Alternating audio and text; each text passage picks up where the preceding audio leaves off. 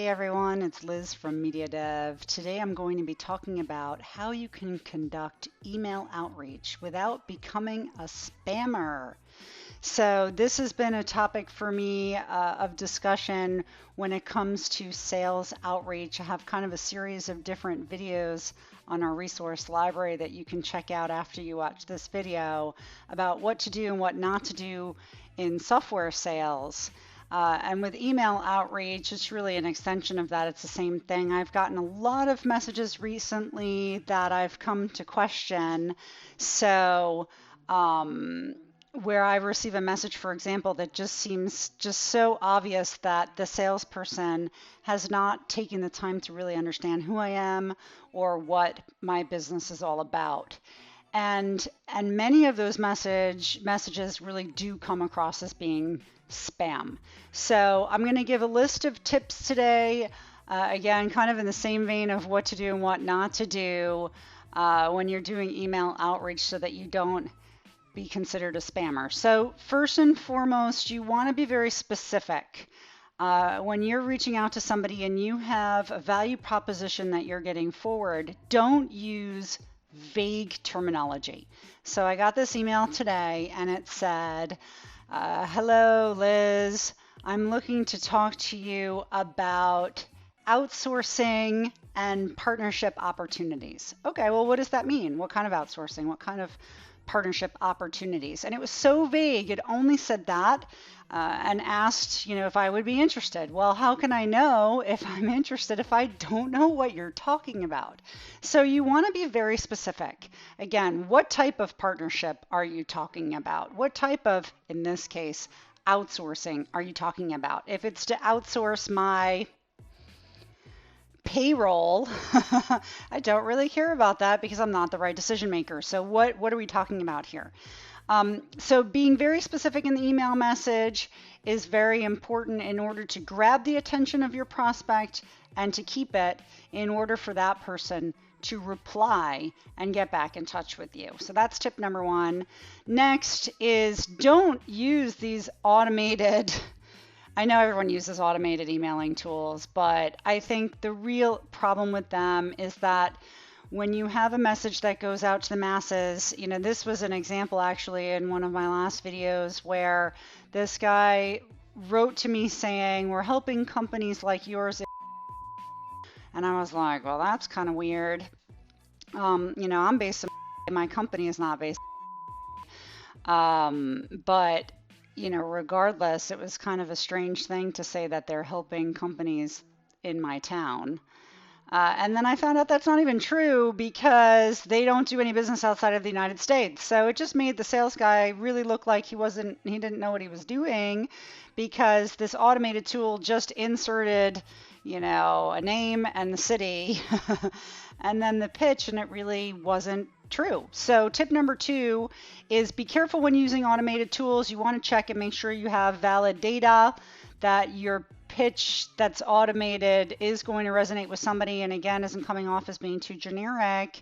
And also you need to do your homework. I've said this a million times. You can't rely that on the data that you have as necessarily being good all the time. So you want to research a little bit and make sure that the companies you're targeting are the right companies, the people that you're targeting are the right job titles. There's really nothing more valuable than a data cleanse before you're going to do an email outreach. So that's the next tip. And I do really believe that the more tailored the pitch, the more it's going to resonate with your buyer personas and the greater transformation rate you're going to get. The next tip is really don't lie. So I said, it's not like this guy was lying because he just didn't know. I guess he could have taken out a map and figured it out, but he didn't in terms of where it was located. But you definitely cannot lie. If you do, you're selling promises in the wind, and you will have very unhappy customers at the end of the day if they do purchase, and then they will be disappointed with whatever product or service that they got. Be truthful in your value proposition. Don't over exaggerate the benefits, the return on investment. People will just figure it out in time anyway. So you want to stick to what you know and stick to what you do best. So figure out what it is that you are good at doing as a company and then highlight that. The next tip when it comes to email outreaching and not seeming like spam is when you're writing to a generic email address like a contact at or an info at. I would expect in those types of messages that you inquire for information because you're obviously not sure who you're addressing or who is answering that generic email address. So it's assuming a lot to reach out to a person with a pitch at that point. I really think there should be a separate strategy when dealing with generic email addresses. So think about that the next time you plan your outreach program.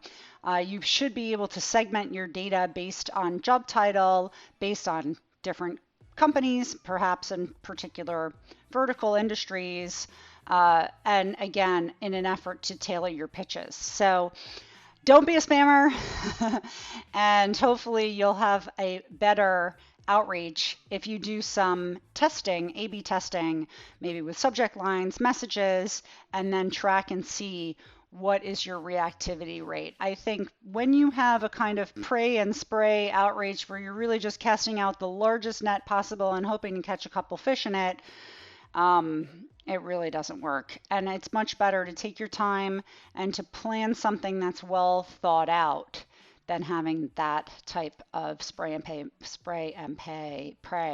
methodology.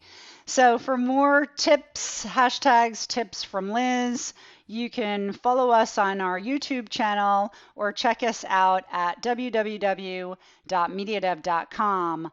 Our research library is full of very valuable assets, so check that out when you can. And feel free, of course, to shoot me an email at contact@mediadev.com. Thanks so much. Take care. Have a good day. Bye.